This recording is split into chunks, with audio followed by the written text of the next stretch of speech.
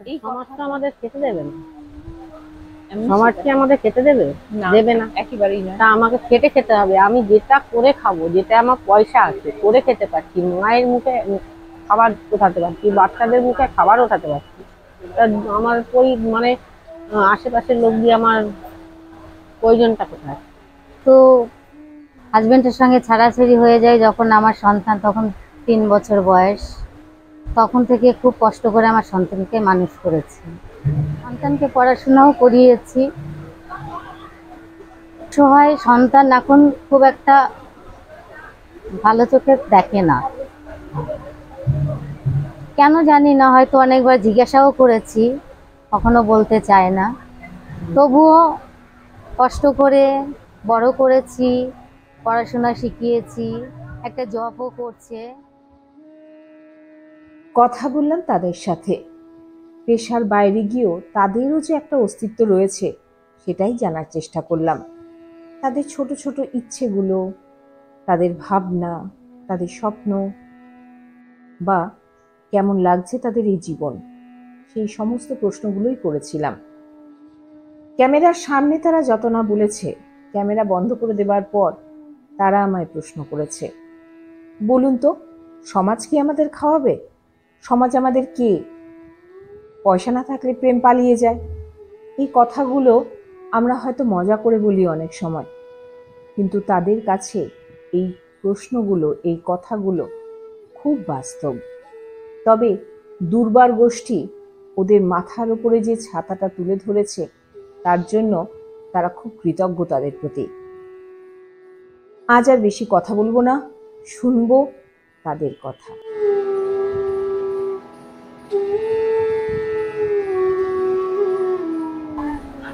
আপনার সম্পর্কে কিছু কথা শুনতে চাই, মানে আপনার পেশা সম্পর্কে নয়, আপনার সম্পর্কে আমরা শুনতে চাই।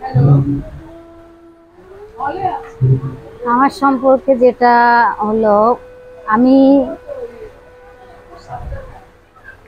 কি বলে ওটাকে, খুব গরিব ঘরের সন্তান। বাবা অনেক ছোটবেলায় মারা যায়, মাই আমাদেরকে মানুষ করে, আমরা দুটো বোন। একটা সময় বড় হই, বড় হওয়ার পরে পড়াশোনা হয়তো সেরকম কিছু করতে পারি না, কিন্তু বড় হওয়ার সাথে সাথে আমার 14 বছরের মাথায় বিয়ে হয়ে যায়। বিয়ে হয়ে যাওয়ার পর আমার একটা সন্তান হয়।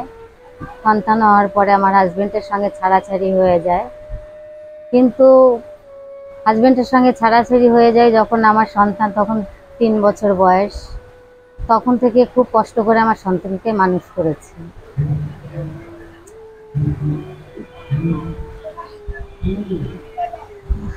সন্তানকে পড়াশোনাও করিয়েছি,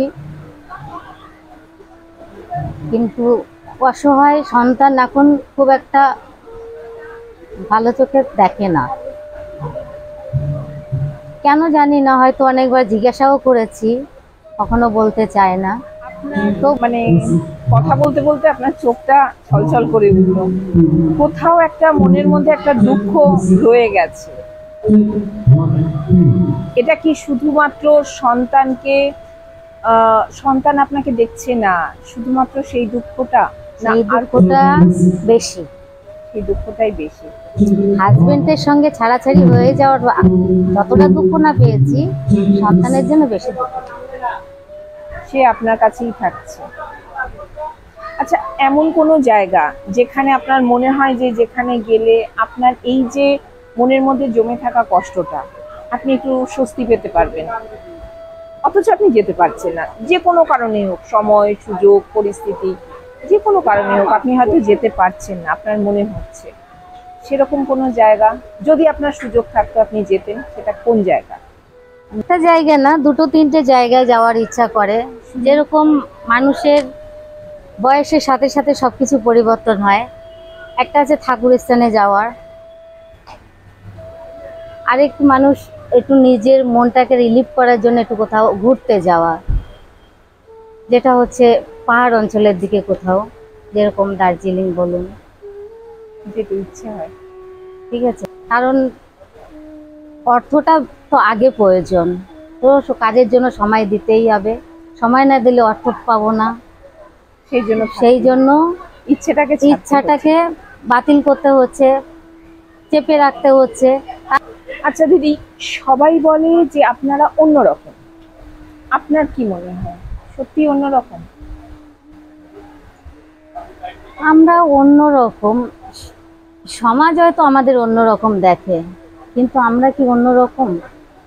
সেটাই বলছি, আমরাও কিন্তু সমাজেরই একজন গুরুত্বপূর্ণ অংশ। অবশ্যই আমরা কিন্তু আকাশ বাতাস থেকে উড়ে এসে পড়িনি। হয়তো কারুর মা, কারুর সন্তান, কারুর স্ত্রী, কারুর বোন, কিন্তু সকলেই কিন্তু আমরা সমাজ থেকে এসেছি। কেউ এক একজনের এক একটা পেশাকে বেছে নিয়েছে, যে যে পেশা করে তার কাছে সেই পেশাটাই গুরুত্বপূর্ণ। অবশ্যই।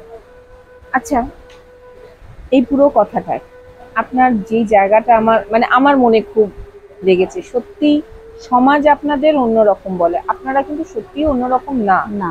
বরং কিছুক্ষণ আগে আরেকজনের সাথে কথা বলছিলাম, উনি কিন্তু বললেন এই কথাটা যে আমরা আজকে আছি বলে আমাদের মা বোনেরা তাও সেফলি ঘুরতে পারছে, যদিও প্রচুর ঘটনা ঘটছে, একদম তাও সেফলি ঘুরতে পারছে। একদম বাস্তব কথা। আমরা আছি বলে মা বোনেরা সত্যি সেফলি ভাবে ঘুরতে পারছে, কিন্তু থাকা সত্ত্বেও ঘটনা ঘটে যাচ্ছে, আটকানো যাচ্ছে না। আচ্ছা, আপনার মনের মধ্যে কোনো একটা ক্ষোভ, আমি একটা দুঃখের কথা জানতে চাই, মানে ছেলে আপনার সাথে আপনাকে ভালোবাসে না, এটা একটা তো দুঃখ। একদম।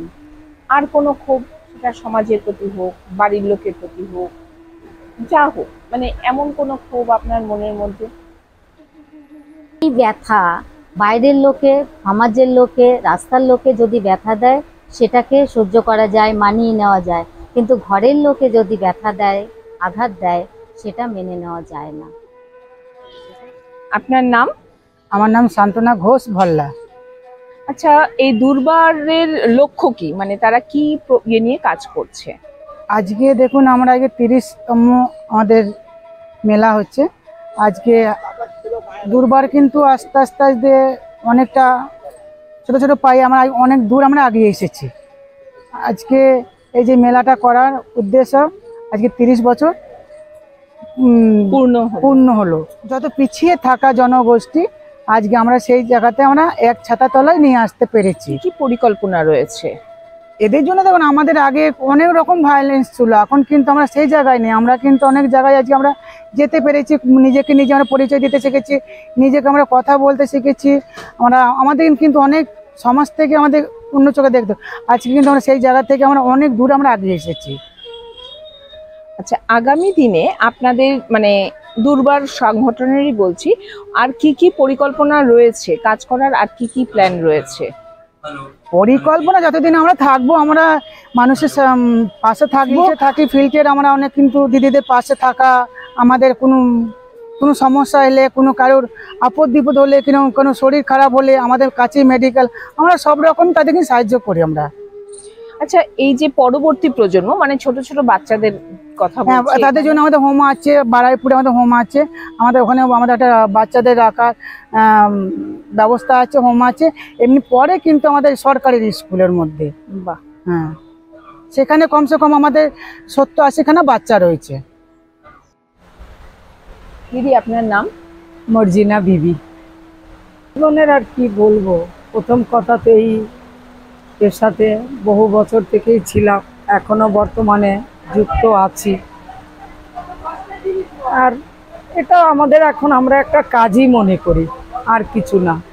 কাজ কোনো একটা দুঃখ বা ক্ষোভ যেটা আপনি কখনো কাউকে জানাতে পারেননি, হয়তো মনে হয়েছে যে ঠিক বলে উঠতে পারবে না, সেরকম কিছু দুঃখ বা কষ্টের কথা? কি আর বলবো, এখন আমি যখন পেশাতে নিজের থেকে চলে এসেছিলাম, তারপর কখনো বাড়ি ফিরতে পারিনি। আর এখন তো নিজেরই একটা পরিবার হয়ে গেছে, আর এখন আর যাওয়া মা, ধরুন আপনাকে একটা সুযোগ দেওয়া হলো যে আপনি কোথাও একটা বেড়াতে যেতে পারবেন, কোথায় যেতে চান? আমি এবার যদি কোথাও যেতে চাই, ওই বাইরের দেশটা বেশি যেতে চাই।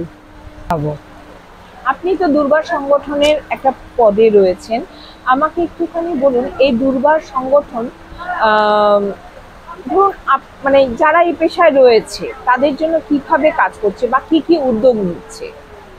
ওনাদের কোনো মানে কাজে আমরা একবার আমাদেরকে ফোন করলেই, যারা পেশা করে, আমরা পেশা করি, মেয়েরা পেশা করে, তাদের নানান ধরনের সমস্যা আছে, যেগুলো আগে বেশিরভাগ ছিল।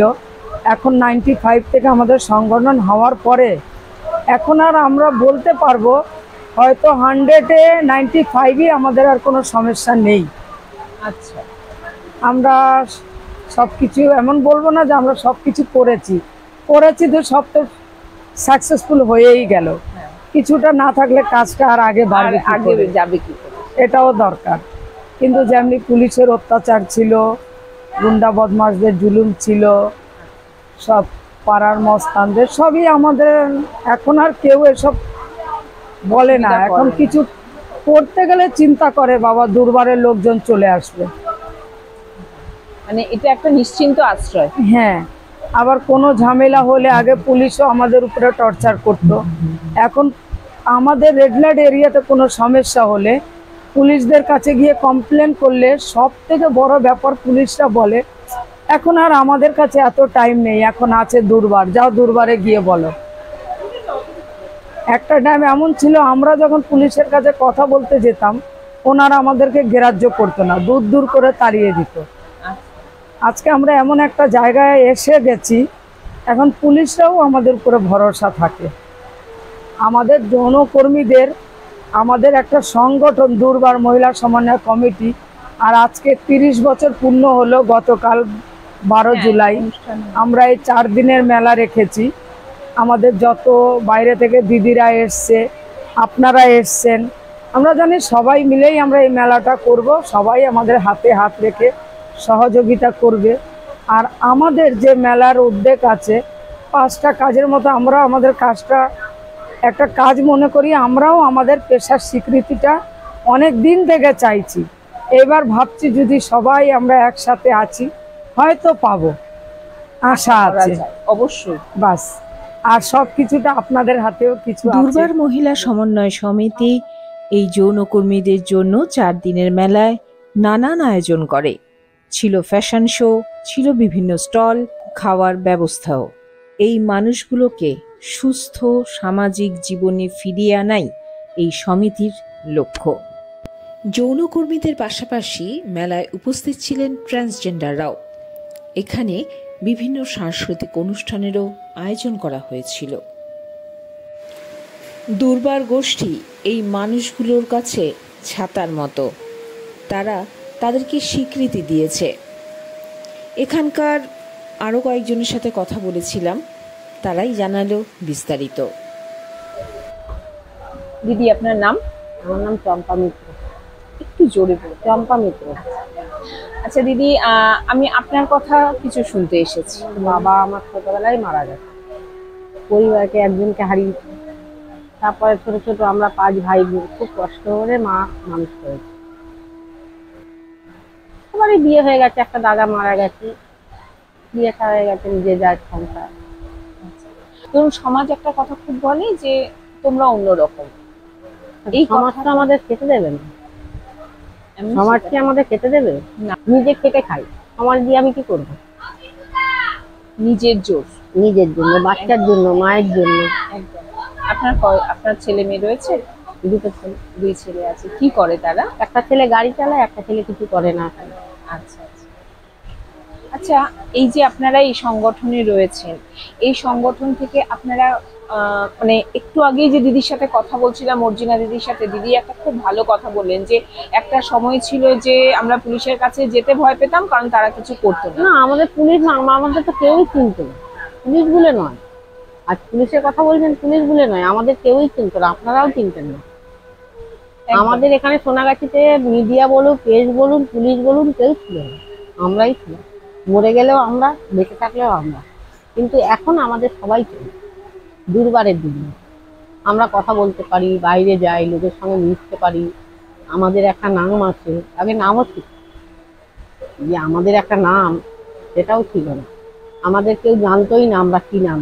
আমরা জানতাম আমরা বেশ্যা, আমরা খানকি, আমরা নতি, এটাই জানতাম। কিন্তু আমাদের একটা নাম হয়েছে যৌনকর্মী, এখন আমরা বলতে পারি। আচ্ছা দিদি, প্রেম শব্দটার আপনার কাছে কি অর্থ? মনে হয় প্রেম শব্দটা আমার কাছে যতক্ষণ পয়সা আছে ততক্ষণ আমার কাছে প্রেম আছে। পয়সা নেই, প্রেম নেই। প্রেম জানলা দিয়ে পালিয়ে যাবে পয়সা না থাকলে। পয়সা থাকলে প্রেম, ভালোবাসা, ওই এখনই বললেন না মা আবার ভালোবাসা, মাকেও যদি খেতে না দিই মাও বলবে পরে আমার খাবারটা কোথায় গেল। মাকে আমিই দেখি, পাঁচ ভাই বোন কেউ দেখে না। তারপরে বড় হলাম, নিজের ইচ্ছে ভালোবাসা করে বিয়ে করলাম, দুটো বাচ্চা হলো, ছেড়ে দিল। ভালোবাসা কোথায় গেল? এক টাইম খেতে পেতাম, একটা শাড়ি ছিল না, পরার জন্য একটা শাড়ি ছিল না। দিদিকে বলতাম দিদি একটা শাড়ি দিবি, আমার শাড়ি যদি ছিঁড়ে যায়। কোথায় গেল ভালোবাসা? সে তো আমার দিদি। এই যে কাস্টমার আসে, ভালোবাসা 1 ঘন্টা থাকতে, 2 ঘন্টা থাকতে, 3 ঘন্টা থাকতে, এক একজন বাবু হয়ে যাচ্ছে, তাও তাকে সেও পয়সা। কখনো বলবে, সে আমাকে বলবে তুমি দাও, আমি বলবো তুমি দাও, সেই পয়সা। তাহলে কোথায় পেলাম ভালোবাসা? একটা জিনিস দুর্বার থেকে পেলাম, আমাদের নামটা পেলাম, আমাদের আধার কার্ড পেলাম, ভোটার কার্ড পেলাম, রেশন কার্ড পেলাম, আমরা একটা স্বীকৃতি পেলাম, কিছুটা ছাতা পেলাম। হ্যাঁ কিছুটা ছাতা পেলাম। এই আপনাদের সঙ্গে কথা বলতে পারছি, এটা আমাদের ভালোবাসা। অবশ্যই প্রেম নয়, প্রেম পয়সা। মনে ভালো থাকবেন দিদি, খুব ভালো লাগলো আপনার সঙ্গে কথা বলে। মা, তুমি কেমন আছো? আমার পোষা বেড়াল খুঞ্চু, সে এখন কেমন আছে? সে রাত্রিরে কার পাশে শোয়? তুলিকে আমার দূরে শাড়িটা পরতে বলো, আঁচলের ফেসোটা যেন সেলাই করে নেয়। তুলিকে কত মেরেছি, আর কোনোদিন মারবো না।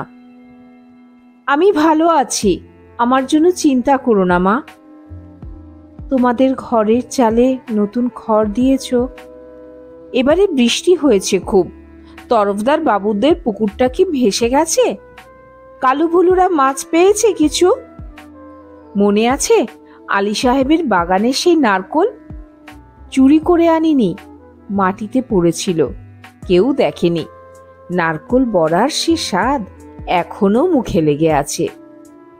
আলী সাহেবের ভাই মিজান আমাকে খুব আদর করত। বাবা একদিন দেখতে পেয়ে চেলাকাট দিয়ে পিটিয়েছিল আমাকে। আমার কি দোষ? কেউ আদর করলে আমি না করতে পারি? আমার পিঠে এখনো সে দাগ আছে। আলী সাহেবদের বাগানে আর কোনোদিন যাইনি। আমি আর কোনো বাগানেই যাই না। সেই দাগটায় হাত বুলিয়ে বাবার কথা মনে পড়ে। দাদাকে বলো আমিও ওর উপরে রাগ করিনি। রাগ পুষে রাখলে মানুষের বড় কষ্ট। আমার শরীরে আর রাগ নেই।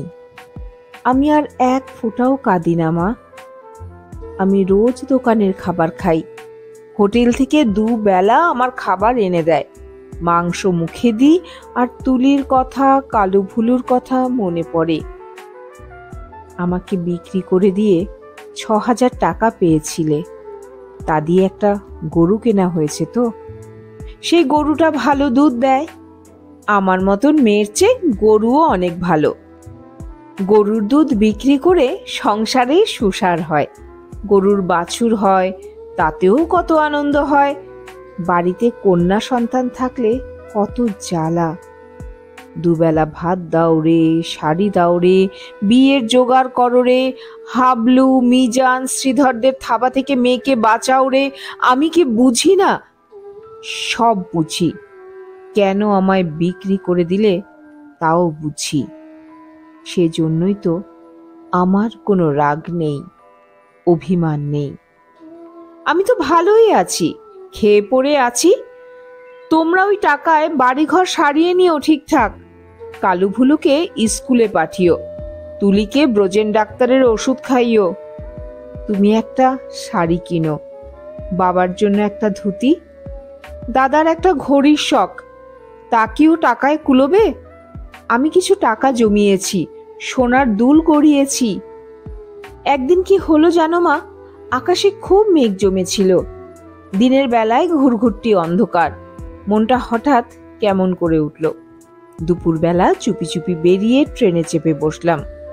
স্টেশনে নেমে দেখি একটা মাত্র সাইকেল রিক্সা। খুব ইচ্ছে হলো একবার বাড়িটা দেখে আসি।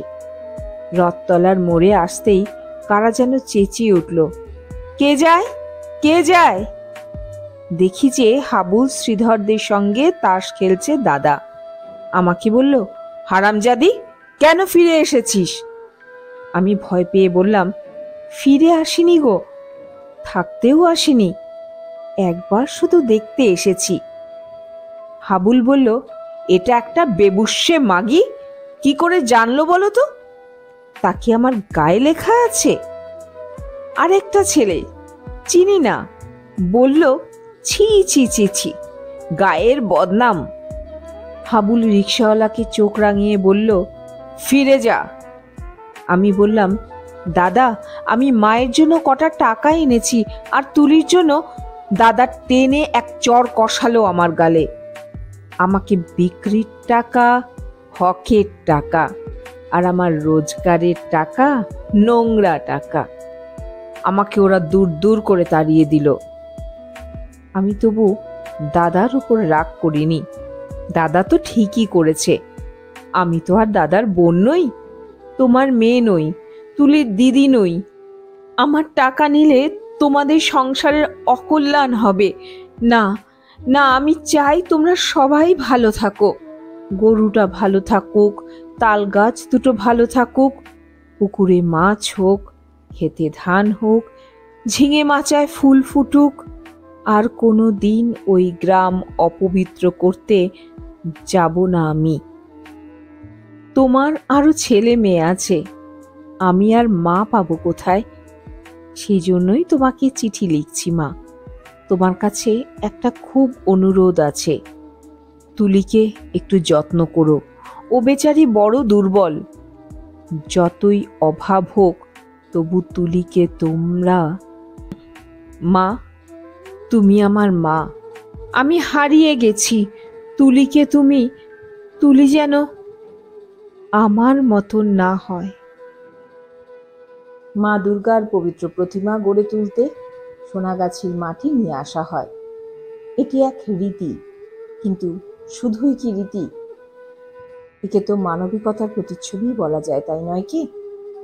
তাহলে আমরা কেন ওদেরকে এইভাবে উপেক্ষা করে এগিয়ে চলি?